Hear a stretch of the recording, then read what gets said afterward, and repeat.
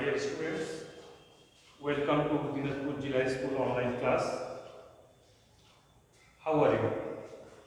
Hope you all are well and staying safe at home.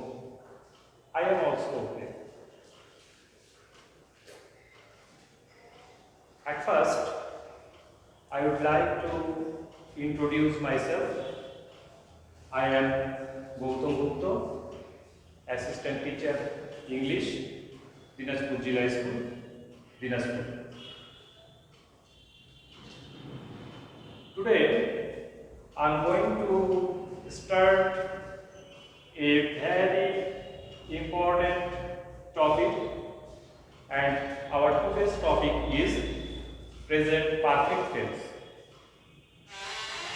Before starting present perfect tense, we should know what is tense বা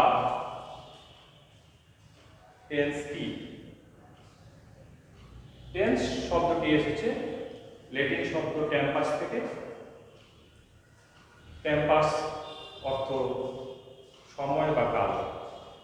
এখন প্রশ্ন হচ্ছে কিসের সময় বা কিসের কাল? এটা হচ্ছে ক্রিয়ার সময় বা ক্রিয়ার কাল। ক্রিয়া বা ভার্ব সম্পন্ন হওয়ার সময়কেই আমরা টেন্স বলব। সুতরাং ভিন্ন ভিন্ন সময় নির্দেশ করতে গিয়ে ক্রিয়ার রূপের যে পরিবর্তন ঘটে তাকে টেন্স বা কাল বলে। আমরা নিচের বাক্যগুলো লক্ষ্য করি। আই ইট রাইস, আমি ভাত খাই। এখানে বর্তমান সময়ের কথা বলা হয়েছে। আই অ্যাট রাইস, আমি ভাত খেয়েছিলাম। এখানে অতীত সময়ের কথা বলা হয়েছে। আই শ্যাল ইট রাইস, আমি ভাত খাবো। এখানে ভবিষ্যৎ সময়ের কথা বলা হয়েছে। সুতরাং আমরা দেখতে পাচ্ছি যে তিনটি ভিন্ন ভিন্ন সময়ের এখানে উল্লেখ রয়েছে। এই ভিন্ন ভিন্ন সময়ের উল্লেখ করতে গিয়ে ক্রিয়া যেটা রয়েছে, ভার্ব যেটা রয়েছে ইট, এই ইটের ফর্মের পরিবর্তন ঘটেছে। যেমন বর্তমান সময় বোঝাতে গিয়ে মূল ভার্ব ইট বসেছে, অতীত সময় বোঝাতে গিয়ে মূল ভার্ব ইট পরিবর্তিত হয়ে অ্যাড বসেছে, এবং ভবিষ্যৎ সময় বোঝাতে গিয়ে অ্যাড পরিবর্তিত হয়ে শ্যাল ইটে পরিবর্তিত হয়েছে। সুতরাং এই যে ভার্বের পরিবর্তন হলো, এই ভার্বের পরিবর্তনটা কেন হলো? ভার্বের পরিবর্তনটা হলো ভিন্ন ভিন্ন সময় বোঝানোর জন্য। সুতরাং আমরা বলতে পারি যে টেন্স হচ্ছে তিন প্রকার: প্রেজেন্ট টেন্স বা বর্তমানকাল, পাস্ট টেন্স বা অতীতকাল, ফিউচার টেন্স বা ভবিষ্যৎকাল। এখন প্রশ্ন হচ্ছে বর্তমান কাল কাকে বলে? যে টেন্স দ্বারা কোনো কাজ বর্তমান সময়ে সম্পন্ন হয় বা হচ্ছে এরূপ বোঝায় তাকে আমরা বলব প্রেজেন্ট টেন্স বা বর্তমান কাল। এবার আসি আমরা পাস্ট টেন্সে। অতীত সময়ে কোনো কাজ সম্পন্ন হয়েছিল বোঝাতে সাধারণত পাস্ট টেন্স হয়। ফিউচার টেন্স বা ভবিষ্যৎকাল, অর্থাৎ ভবিষ্যৎ সময়ে কোনো কাজ সম্পন্ন হবে এরূপ বোঝাতে ফিউচার টেন্স বা ভবিষ্যৎকাল বসে। এই প্রত্যেকটি টেন্স আবার চার ভাগে বিভক্ত: indefinite, continuous, perfect, perfect continuous. আমরা যদি টেন্সকে একটি গাছের সাথে তুলনা করি, তাহলে ধরে নেই যে এই টেন্স এর গাছে তিনটি শাখা রয়েছে। একটি শাখা হচ্ছে প্রেজেন্ট টেন্স, অপরটি হচ্ছে পাস্ট টেন্স এবং আরেকটি হচ্ছে ফিউচার টেন্স। প্রত্যেকটি শাখাতে আবার 4টি করে পাতা রয়েছে। প্রেজেন্টের শাখায় যে 4টি পাতা রয়েছে, প্রথম পাতাটির নাম হচ্ছে ইনডিফিনিট, তারপরটি হচ্ছে কন্টিনিউয়াস, তারপরটি পারফেক্ট, তারপরটি হচ্ছে পারফেক্ট কন্টিনিউয়াস। পাস্ট এর শাখায় 4টি পাতা রয়েছে। এই পাতাগুলো হচ্ছে first indefinite, first continuous, first perfect, first perfect continuous. ফিউচারের শাখায় 4টি পাতা রয়েছে। Future indefinite, future continuous, future perfect, future perfect continuous. সুতরাং আমরা দেখতে পাচ্ছি যে টেন্স মোট প্রথমত 3 প্রকার, তারপর প্রত্যেকটি টেন্স 4 প্রকার করে, অর্থাৎ 3 4 12 প্রকার টেন্স রয়েছে। এখন আমরা এর ভাগগুলোতে চলে আসি। যখন আমরা প্রেজেন্ট টেন্সের কথা বলবো, তখন আমরা বলবো যে টেন্স 4 প্রকার, প্রেজেন্ট টেন্স 4 প্রকার, যথা প্রেজেন্ট ইনডিফিনিট টেন্স বা সাধারণ বর্তমানকাল, প্রেজেন্ট কন্টিনিউয়াস টেন্স বা ঘটমান বর্তমানকাল, প্রেজেন্ট পারফেক্ট টেন্স বা পুরাঘটিত বর্তমানকাল, প্রেজেন্ট পারফেক্ট কন্টিনিউয়াস টেন্স বা পুরা ঘটমান বর্তমানকাল। এবার আসি আমরা পাস্ট টেন্স প্রকারভেদে। পাস্ট টেন্স হচ্ছে 4 প্রকার, যথা পাস্ট ইনডিফিনিট টেন্স বা সাধারণ অতীতকাল, পাস্ট কন্টিনিউয়াস টেন্স বা ঘটমান অতীতকাল, পাস্ট পারফেক্ট টেন্স বা পুরাঘটিত অতীতকাল, পাস্ট পারফেক্ট কন্টিনিউয়াস টেন্স বা পুরা ঘটমান অতীতকাল। ফিউচার টেন্সকে আবার 4 ভাগে ভাগ করা হয়েছে, যথা ফিউচার ইনডিফিনিট টেন্স বা সাধারণ ভবিষ্যৎকাল, ফিউচার কন্টিনিউয়াস টেন্স বা ঘটমান ভবিষ্যৎকাল, ফিউচার পারফেক্ট টেন্স বা পুরাঘটিত ভবিষ্যৎকাল, ফিউচার পারফেক্ট কন্টিনিউয়াস টেন্স বা পুরা ঘটমান ভবিষ্যৎকাল। আজকের ক্লাসে আমরা প্রেজেন্ট পারফেক্ট টেন্স বা পুরাঘটিত বর্তমানকাল নিয়ে আলোচনা করব। বর্তমানকালে কোনো কাজ করা হয়েছে কিন্তু তার ফল এখনো বিদ্যমান আছে বোঝালে ভার্বের প্রেজেন্ট পারফেক্ট টেন্স হয়। যেমন আই হ্যাভ ইটেন রাইস। এখন প্রশ্ন হচ্ছে যে প্রেজেন্ট পারফেক্ট টেন্স আমরা কিভাবে চিনব? সাধু ভাষায় বাংলায় ক্রিয়ার শেষে সাধারণত ইয়াছি, ইয়াছো, ইয়াছেন, ইয়াছে থাকে। যেমন আমি ভাত খাইয়াছি, তুমি ভাত খাইয়াছো, তিনি ভাত খাইয়াছেন, সে ভাত খাইয়াছে। আবার চলিত ভাষায় এছি, এছো, এছেন থাকে। যেমন আমি ভাত খেয়েছি, তুমি ভাত খেয়েছো, তিনি ভাত খেয়েছেন। গঠন প্রণালী সাধারণত অ্যাসার্টিভ সেন্টেন্সের ক্ষেত্রে আমরা অ্যাফারমেটিভ সেন্টেন্সের প্রেজেন্ট পারফেক্ট টেন্স গঠন করতে গিয়ে প্রথমে সাবজেক্ট বসিয়ে দেব, সাবজেক্টের পরে সাহায্যকারী ক্রিয়া হিসেবে হ্যাভ বা হ্যাজ বসাবো, তারপর প্রিন্সিপাল ভার্বের পাস্ট পার্টিসিপল ফর্ম বা V3 ফর্ম বসাবো এবং তারপর বাকি অংশ বসিয়ে দেব।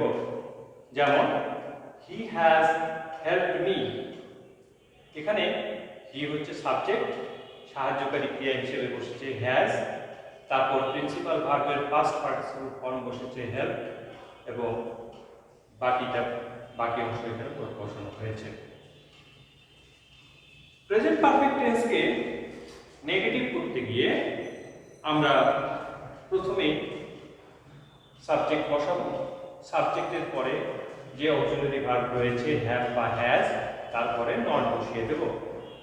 সুতরাং সাবজেক্ট প্লাস হ্যাভ নট বা হ্যাজ নট, তারপর প্রিন্সিপাল ভার্বের পাস্ট পার্টিসিপল ফর্ম বসাবো, অর্থাৎ V3 ফর্ম বসিয়ে দেব। তারপর বাকি অংশ বসাবো। যেমন he has not done the work, এখানে অক্সিলারি ভার্ব হ্যাজ এর পরে নট বসিয়ে বাক্যটিকে, অ্যাফার্মেটিভ সেন্টেন্সটিকে নেগেটিভ সেন্টেন্সে পরিণত করা হয়েছে। এবার ইন্টারোগেটিভ সেন্টেন্স বা প্রশ্নবোধক বাক্যে পরিণত করার ক্ষেত্রে আমরা যে অক্সিলারি ভার্ব রয়েছে হ্যাভ বা হ্যাজ, সেটাকে ঠিক সাবজেক্টের পূর্বে বসিয়ে দেব। তারপর আমরা সাবজেক্টটি বসাবো, এরপর প্রিন্সিপাল ভার্বের পাস্ট পার্টিসিপল ফর্ম বসাবো, তারপর বাকি অংশ বসাবো। যেমন has he given me a pen, এখানে সাবজেক্ট হি, হি এর পরে পূর্বে হ্যাজ বসেছে, বসে এই অ্যাফার্মেটিভ ফর্মটাকে ইন্টারোগেটিভ ফর্মে পরিণত করা হয়েছে। এরপরে মূল ভার্বের পাস্ট পার্টিসিপল ফর্ম বসেছে এবং বাকি অংশ বসেছে। ইন্টারোগেটিভ সেন্টেন্সের ক্ষেত্রে অবশ্যই শেষে নোট অফ ইন্টারোগেশন বা প্রশ্নবোধক চিহ্ন বসাতে হবে। এবার WH ওয়ার্ড অর্থাৎ who, which, what, when, where, how ইত্যাদি দ্বারা আমরা যখন ইন্টারোগেটিভ সেন্টেন্স ফর্ম করব, সেক্ষেত্রে আমরা সেন্টেন্সের শুরুতেই সেই WH ওয়ার্ডটি বসিয়ে দেব। That is who, which, what, when, where, how দুটো বসাবো, তারপর হ্যাভ বা হ্যাজ বসাবো, এরপরে সাবজেক্ট বসাবো এবং V3 ফর্ম বসিয়ে সবশেষে বাকি অংশ বসিয়ে দেব। যেমন হোয়াট হ্যাজ হি ডান, সে কি করেছে, এখানে শুরুতেই WH ওয়ার্ড বসেছে, তারপর অক্সিলারি ভার্ব বসেছে, এরপর সাবজেক্ট বসেছে, সবশেষে মূল ভার্বের পাস্ট পার্টিসিপল ফর্ম এবং নোট অফ ইন্টারোগেশন বসেছে। এখন প্রশ্ন হচ্ছে, আমরা প্রেজেন্ট পারফেক্ট টেন্স কোন কোন ক্ষেত্রে ব্যবহার করতে পারি? এইমাত্র কোনো কাজ সম্পন্ন হয়েছে বোঝাতে সাধারণত প্রেজেন্ট পারফেক্ট টেন্স ব্যবহার করা হয়। I have just finished the work, যেমন আমি এইমাত্র কাজটি শেষ করেছি, অর্থাৎ আমার কাজটি সম্পন্ন করার কাজ এইমাত্র সম্পন্ন করা হয়েছে। রুল 2 যেটা বলেছে, অতীতকালে কোনো কাজ শুরু হয়েছে এবং বর্তমানে এখনো চলছে বোঝাতে সাধারণত প্রেজেন্ট পারফেক্ট টেন্স ব্যবহার করা হয়। I have been a teacher since 2001, আমি 2001 সাল থেকে এখানে শিক্ষক হিসেবে কর্মরত রয়েছি। দ্যাট ইজ 2001 সালে চাকরি শুরু করে এখন পর্যন্ত এখানে কর্মরত রয়েছে। অতীতকালে কাজটি শুরু হয়ে এখন পর্যন্ত চলছে। অতীতকালের কাজের ফল এখনো বর্তমান আছে বোঝাবে। He has spent many years in Dinajpur, সে যে দিনাজপুরে অনেক সময় ব্যয় করেছে সেটার উল্লেখ এখনো রয়েছে, অর্থাৎ অতীতে সে যে সময়টা ব্যয় করেছে তার ফলটি এখনো বর্তমান আছে বোঝাতে প্রেজেন্ট পারফেক্ট টেন্স ব্যবহৃত হয়েছে। রুল 4 বলেছে, বাক্যে already, ever, just, just now, lately, recently, yet ইত্যাদি থাকলে সাধারণত প্রেজেন্ট পারফেক্ট টেন্স বসে।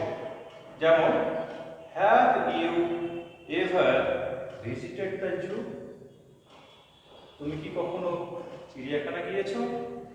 এখানে এভার এই অ্যাডভার্ব থাকার কারণে সেন্টেন্সটি প্রেজেন্ট পারফেক্ট টেন্স হয়েছে। প্রেজেন্ট পারফেক্ট টেন্সের কতগুলো ব্যতিক্রম রয়েছে, এখন আমরা সেই ব্যতিক্রমগুলো সম্পর্কে জানব। অনেক সময় ক্রিয়াপদে আছি, আছো, আছে থাকা সত্ত্বেও প্রেজেন্ট পারফেক্ট টেন্স না বসে প্রেজেন্ট ইনডিফিনিট টেন্স হয়। যেমন রাত হইয়াছে, বাক্যটিতে ক্রিয়া শেষে আছে আছে, আছে থাকা সত্ত্বেও এটি প্রেজেন্ট পারফেক্ট টেন্স না হয়ে প্রেজেন্ট ইনডিফিনিট টেন্স হয়েছে। যেমন ইট ইজ নাইট। বাংলা বাক্যে ক্রিয়াপদে আছি, আছো, আছে থাকা সত্ত্বেও অতীত সময়ের উল্লেখ থাকলে প্রেজেন্ট পারফেক্ট টেন্স না বসে পাস্ট ইনডিফিনিট টেন্স হয়। যেমন লোকটি গতকাল মারা গিয়েছে। এখানে ক্রিয়াপদের শেষে আছে রয়েছে। ক্রিয়াপদের শেষে আছে থাকা সত্ত্বেও এখানে অতীত সময়ের কথা উল্লেখ রয়েছে, গতকাল। এ কারণে বাক্যটি প্রেজেন্ট পারফেক্ট টেন্স না হয়ে পাস্ট ইনডিফিনিট টেন্সে পরিণত হয়েছে। যেমন দ্য ম্যান ডায়েড ইয়েস্টারডে, লোকটি গতকাল মারা গিয়েছে। Dear students, there are some homeworks for you. Fill in the blanks with the correct form of verbs in the brackets based on present perfect tense. Present perfect tense এর উপর ভিত্তি করে ক্রিয়ার সঠিক রূপ ব্যবহার করে তোমাদেরকে বাক্যগুলো সম্পূর্ণ করতে হবে। The girl plucked flowers. Question number 2. He not finished his homework yet. Question number 3. He has not kept his promise. Question number 4. They never visit Cox's Bazar. Question number 5. She, within bracket B, a lecturer of the college since 1995. You have to complete the homework.